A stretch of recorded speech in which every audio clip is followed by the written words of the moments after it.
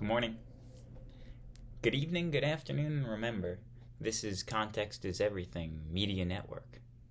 We're your host and founder and CEO, John Michael, reading a textbook cover to cover in order to build my historical context.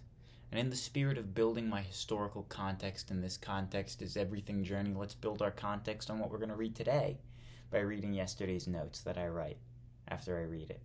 So this is what happened yesterday in chapter 9.5, the chapter I titled Bubonic Plague and the 100 Years' War.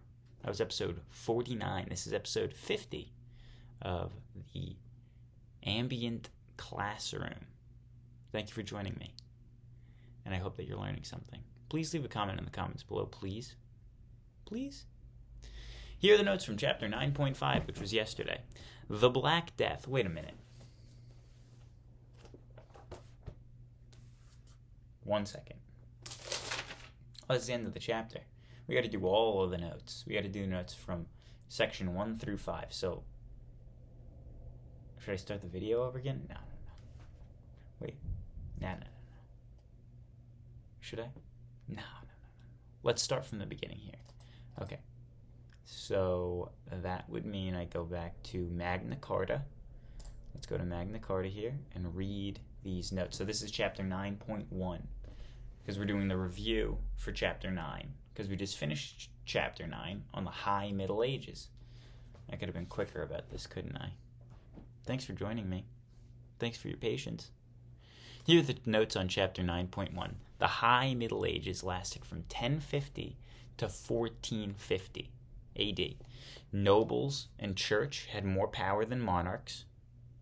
This is where we start, right?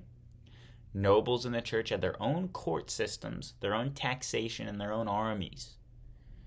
And the monarchs began to catch up, so they set up royal justice. They created government bureaucracy. They created these tax plans, and they fielded armies themselves. So, while strengthening ties with the new middle class, the monarchs were looking to reach the same pinnacle of power that the nobility and the church had reached. You're going to hear about how the church was so powerful shortly. Let's see. Centuries earlier, before 1050, the Saxons, the Angles, and the Vikings settled in England. In 1066, the Anglo-Saxon king Edward died without an heir, no son. A ruthless Viking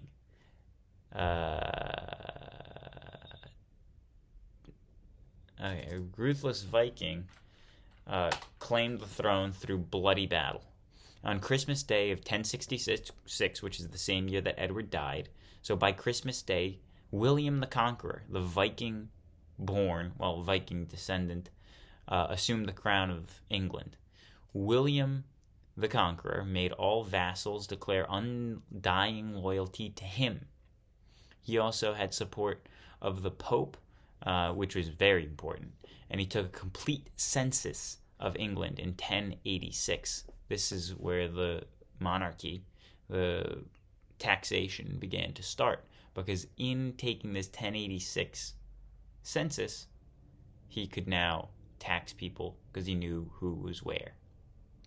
The common folk called this taxation in 1086 called the Doomsday Book, because now there's no avoiding taxation. You all got to pay up. Henry II, later on, of England, instituted common law for all of England. Henry II had disputes with the church and Pope as he tried church officials in his courts rather than them being tried in church courts. As we said, churches had their own court. Well, the monarchy had their own court. Thomas Becket, Archbishop of Canterbury, opposed Henry II's actions of trying the clergymen in state court rather than church court. So Thomas Becket, Archbishop of Canterbury, opposed Henry II's actions and was eventually murdered by knights. And we can say that Henry II commissioned that murder. Thomas Becket was made a saint in the Catholic Church. Henry II's son, John, made powerful enemies in Pope Innocent III, who you'll hear a few times. King Philip II of France, and the English nobility. John battled and lost to France in 1205, forfeiting lands in Normandy and parts of Anjou. King John also lost out to Pope Innocent III when Pope wanted to appoint new Archbishop of Canterbury, and John disputed the Pope's selection. John was threatened with excommunication. Excommunication, you're out of the church. No more sacraments for you. If you believe in it, then you're not going to heaven. You're going to hell. So that's a pretty grave punishment that the Pope laid on King John. He also threatened the interdict, Pope Innocent III did. The interdict is, as I mentioned a number of times, when the Pope says, not only you, King John, but your entire country, no more sacraments, which means if you believe, you're all condemned to eternal fire in hell. This is a big threat, because now all the people in the country are going to say, King John, please do not succumb me to eternal fire. Please don't. And so John says, all right. King John goes to the Pope and says, please, I'll do what you say. That's all right. Don't do the interdict. Don't do the excommunication.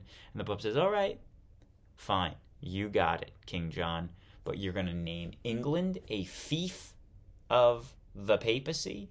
Papacy meaning the Pope, meaning the church. A fief of the papacy, and you're going to pay us money every year, like a fief does to its overlord. And so he does that. So he lost out to Pope Innocent III as well. And to avoid this scary threat, the Magna Carta is also another loss that King John had, because the nobility of England said, this King John guy's giving a lot of concessions. And so by 1215, the year 1215, the nobility, the noble class said, King John, you need to do something for us. Because you're being so kind and generous to everybody else. We're going to force you to do this, which is good. You're going to sign the Magna Carta. Magna Carta states that all, at this point, like high-standing nobles, are afforded due process of law. It eventually is outstretched to all English people. Due process of law. Monarchs have to follow the law as well. All of this stuff. So you can't just get arrested arbitrarily. Due process. Okay, I'm talking too much. Got it. Parliament, not in relation to Magna Carta, but very near in sequence. The Parliament is founded in England at the early 1200s. 1215 is Magna Carta. And the word Parliament comes from parler, which is a French word for talk. Parliament, people that talk. Later, they'll earn the power of the purse, which means that nobility needs permission from the Parliament in order to spend certain amounts of money and all that.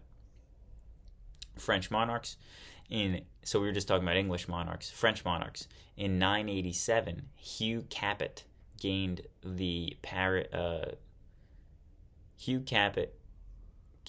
in Paris, France. It was his crowned king. In Paris, France. The Capetians rule for 300 years uninterrupted, meaning that the family keeps power for 300 years with church backing. That's important. Philip II, or Philip Augustus, we talked about earlier, quadrupled French royal land holdings before his death in 1223, at which point he was the most powerful ruler in Europe. Louis IX, king and saint, ruled from 1226 to 1270. And sent out a new type of Mici Dominici, which is something that Charlemagne did, as eyes and ears of the government in the vast land holdings that they had. Just people to, see what's up, see what's going on behalf of the government. He ruled in prosperity and was well liked.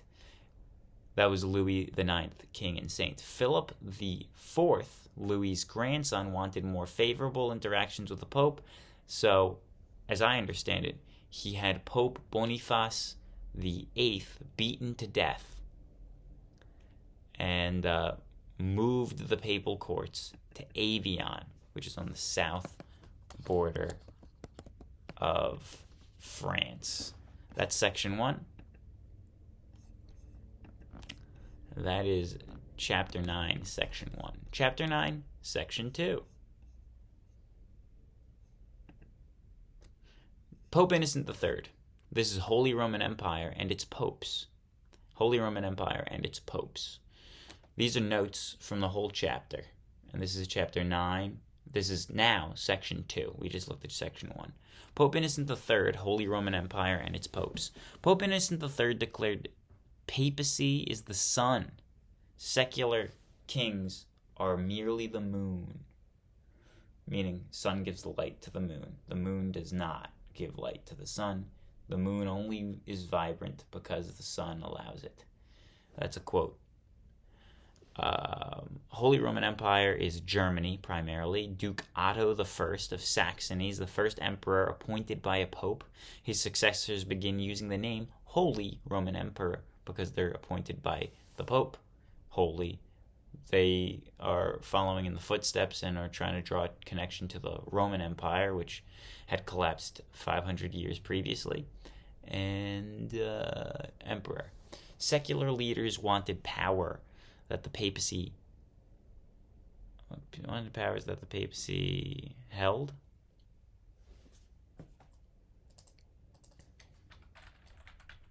This conflict resulted in papal threat of excommunication. Interdict.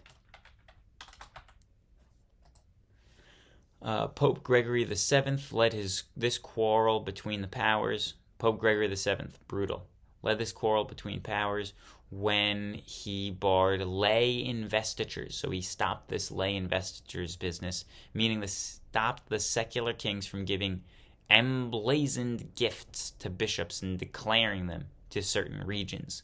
So, for example, a king would say, okay, you're a bishop, I'm going to place you in in Canterbury. Whereas the Pope would say, no, I want you to go to Saxony. Making it up, I don't know what it is. The Pope is supposed to give the direction to where the people practice, the bishops practice, but lay investitures were that the monarchs of a certain region would place people where they wanted them. Continuing on, Pope Gregory VII excommunicated Henry II. He was a Holy Roman emperor that we spoke of earlier. In an act of defiance, Henry used the Catholic loophole of repenting for his sins directly to the Pope. So he went head in hand. He said, Pope, please forgive me, for I have sinned and I'm really sorry. And the Pope said, fine, you tried, you apologized. I have to give you your absolution. I got to absolve you of your sins. And so Henry II says, all right, that's great. Goes back to his empire as the Holy Roman Emperor again, because getting excommunicated in the Holy Roman Empire means that you're no longer going to be treated the same way as the emperor. People are going to be like, you don't have the true right to this throne. You're not holy. You're excommunicated. So he went back. Now he's not excommunicated anymore because he pulled a fast one on Gregory VII. He goes back, has his power. Later on, will march on Rome and force Pope Gregory VII into exile. So Henry II wins in that case. Italy was a prized place for the Holy Roman Empire. Frederick I, or Redbeard Barbarossa, succeeded in marrying his son off to Constance, the heiress of Sicily and southern Italy. That's good, right? The wealthy northern Italian lands remained the target of the Holy Roman Empire still after this point. Redbeard's grandson, Frederick II, was another Holy Roman Emperor that clashed with the papacy. Frederick II never won northern Italy. Pope Innocent III won over the French King Philip after threatening excommunication due to unlawful marriage annulment, and Philip II and Pope Innocent III joined forces and fought together to suppress the Albigensians uprising in southern France. This uprising looked to return Catholic Church to its original values which were opposed to the Pope being an all-powerful worldly ruler. Pope is the sun, everything else is the moon, meaning the Albigensians say, well, the Pope's getting too big for his britches. Moving on. Section 3. So that was Section 2. Chapter 9. Chapter 9, Section 3. The Crusades. Yikes. And European cultural expansion. The Crusades and European cultural expansion. Crusades began in 1096 and were where Christians battled Muslims for control of lands in the Middle East, most notably Jerusalem. This conquest eastward for the Europeans broadened cultural knowledge of Europeans who had not ventured east since the fall of the Roman Empire. That means on a large scale, obviously. So a few things they realized. India had thriving cities with stunning temples and palaces. The mathematics that the Indian people developed had an innovative number system that was later adopted by the Europeans to get rid of the clunky Roman numerals. China had flourishing culture and strong government and had invented paper, printing, gunpowder in dozens of cities. They used coins and paper money. In Ghana, merchants traded gold across the Sahara Desert into the Middle East and Europe. And in the Byzantine Empire, formerly known as the Eastern Roman Empire, scholars still studied ancient Greek and Roman writings and acted as a trade post for Muslims, Italians, and Venetians. The Byzantine Emperor Alexius I, now we're talking about the Crusades. The Byzantine Emperor Alexius I asked Pope Urban II for Christian knights to help fight the Turks. The Pope agreed in hopes that this alliance would mend the schism between the Byzantine Church and the Catholic Church again. Roman Empire split. Eastern Roman Empire, Western Roman Empire. Eastern Roman Empire, Constantinople is the center. That's Byzantine. Byzantine had its own church too, eventually. And then the Western Roman Empire would have...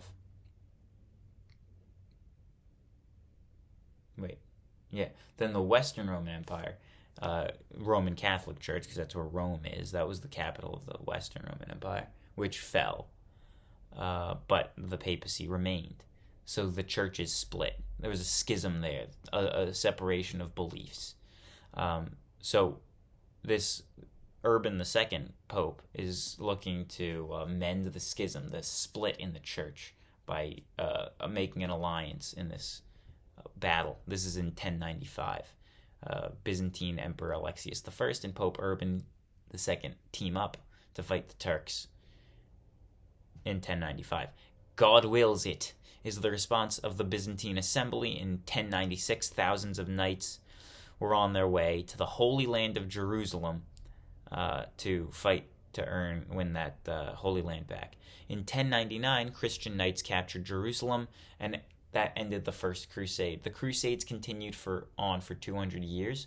By 1187, Jerusalem had been conquered by the Muslims again, led by powerful king Salah al-Din, or known to the Europeans as Saladin. After negotiations, Saladin, who's the winner, the Muslims have control of Jerusalem. He reopened the holy city out of the kindness of his heart, let's call it what it is, to the Christian pilgrims to visit in a holy pilgrimage. Europeans mounted crusades against North African lands held by the Muslims. So this is later. Europeans mounted crusades against the North African lands held by Muslims. This ended in Muslim victory when the Europeans marched on North Africa. By the Fourth Crusade, Christian armies shifted their attention from fighting Muslims to fighting rival Christians. In 1204, so about 120 years after the beginning, about 250 5 years after the beginning of the Crusades. In 1204, Roman Catholics, for lack of a better term, armies defeated the Byzantine church rivals and captured Constantinople, the Byzantine capital. In 1291, Muslims captured the last Christian outpost surrounding Jerusalem called Acre. So about 300 years after the beginning of 200 years now. Right? Yeah, 200 years. Sorry, my numbers are off. By 1291, the Muslims ousted the Christians from the Holy Land of the entire region, which was the beginning of the Crusades, where the Christians got control of it. By the end of the Crusades, they lost control of it altogether. In 1271, Venetian-born Marco Polo ventured to China with his merchant father and uncle. After years in China, he returned to Europe and was often mocked for telling tales of Chinese innovations that he witnessed. But we know that it was all for the best. The Reconquista in Spain is where Spain fought off Muslim rulers who took control in the 700s. Muslim rule allowed for a relative religious freedom for the Spaniards, Jews, Christians, and Muslims alike. By 1492, though, Spain expelled Muslim rule, and under the leadership of Isabella and Ferdinand, they started a brutal practice of the Inquisition.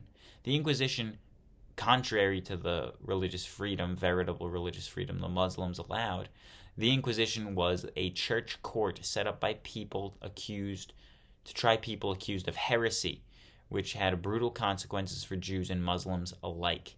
The Inquisition prompted more than 150,000 people to leave Spain, some educated and some useful portions of society that are gone because they're feared for their life after the Inquisition started. We're going to keep rolling. Chapter 9.4, 9.5, and then we're done. Chapter 9.4, Gothic Architecture's Cultural Context. This is not about Gothic architecture. This is a bad title. Medieval universities began to spring up around the 1100s to train clergy and men for the growing royal bureaucracies. Salerno and Bologna in Italy were the first sites of universities in Europe. Don't forget it, the Italians. Paris and Oxford soon followed. By the 1200s, universities became more common in large cities. Women were not included in education except for rare exceptions like Christine de Pizan, which you can look up on your own. 7 liberal arts. The 7 liberal arts that were studied. You have arithmetic, geometry, astronomy, music, grammar, rhetoric, logic. Rhetoric, as I understand it, rhetorical concepts. There's 3 rhetorical concepts that help you make a point as a speaker, as a writer, as a presenter, whatever. You have ethos, pathos, and logos. All of them should be in harmony. None should be leaned on too heavily. Otherwise, you'll sound like somebody who's trying to manipulate. Ethos is very important, and it's the first order of business in rhetoric and rhetorical concepts. Ethos, credibility. This is where you state your credentials. This is why people in doctors' offices have diplomas behind their desk. Because people will be like, oh, you went to school for this. Look at that. And you can also tell people with words. Ethos, credibility. Pathos. Well, let me put it up this way. Pathos is emotional claims, making people feel emotions to connect to your point better. This should be used sparingly, otherwise it seems like you're trying to manipulate people. But a lot of people fall for it. And finally, you have logos, which is also important and should be used in harmony with the other 2 concepts. Logos, logic, the implementation of logic in your argument.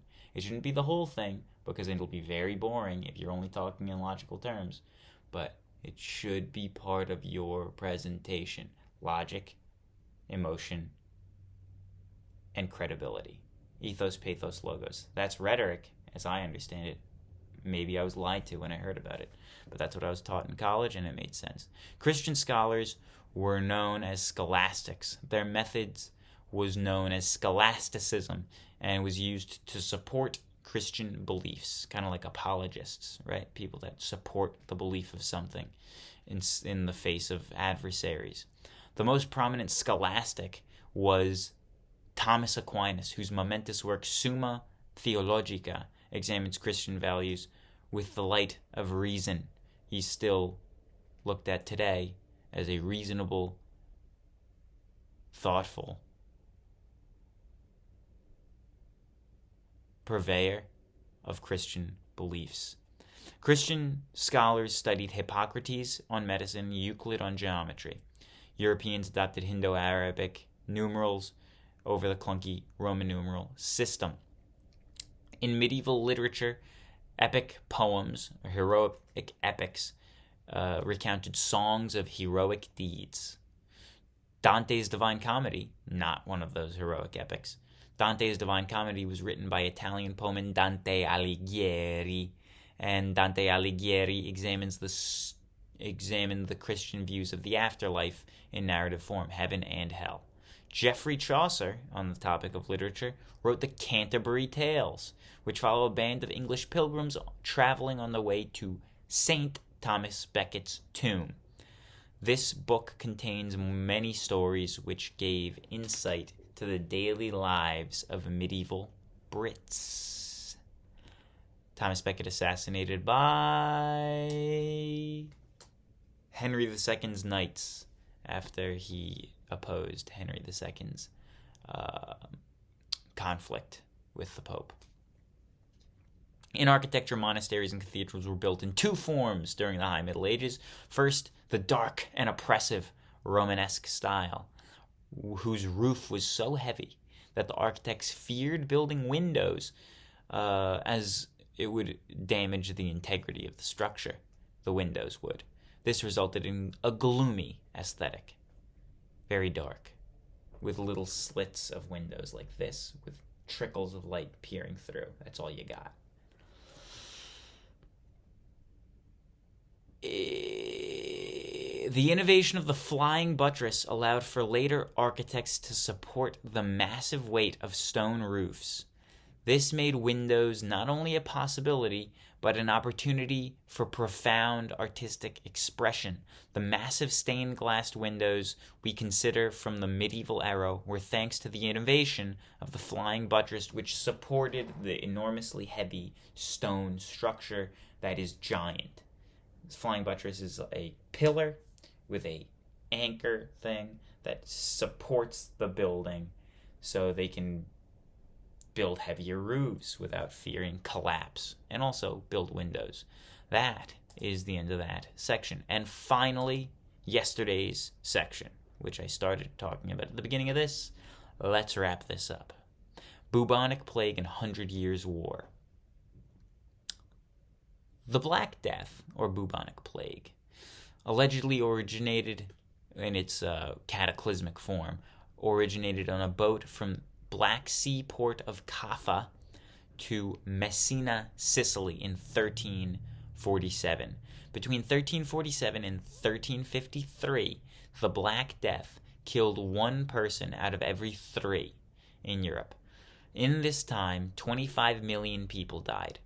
This was not the first time that the Black Death broke out in history. It had before in Europe, Mongolia, North Africa, but it subsided. The bubonic plague arose from fleas and rats. The 100 Years' War. In 1337, from 1337 to 1453, the English and French fought a brutal war over land. The conflict erupted into a war when King Edward III of England claimed the French crown in 1337. That's the first we're hearing of Edward III. At first, the English won major battles due to their innovations of the longbow, which was a much faster loading, long-range weapon than the French crossbow. When the French were on their heels, a 17-year-old girl came to the King Charles VII, and asked for the right to lead an army. This girl was Joan of Arc. By 1429, when Joan of Arc joined the French forces, the tides turned in France's favor. Though Joan of Arc was captured by the English, tried and convicted of being a witch and burnt at the stake, her effect was profound on the war, and the French also innovated a cannon. They invented the cannon. That also helped. By 1453, England only held a small coastal city of Calais on mainland France. So the French win. The French fought off England and set their nation on the path of European prominence. And that is why context is everything, because we're learning. And I've just repeated all of these notes thrice to you. So maybe we'll retain something. Maybe it's all for the best. Thank you for listening. Good morning, good evening, good afternoon. And remember that context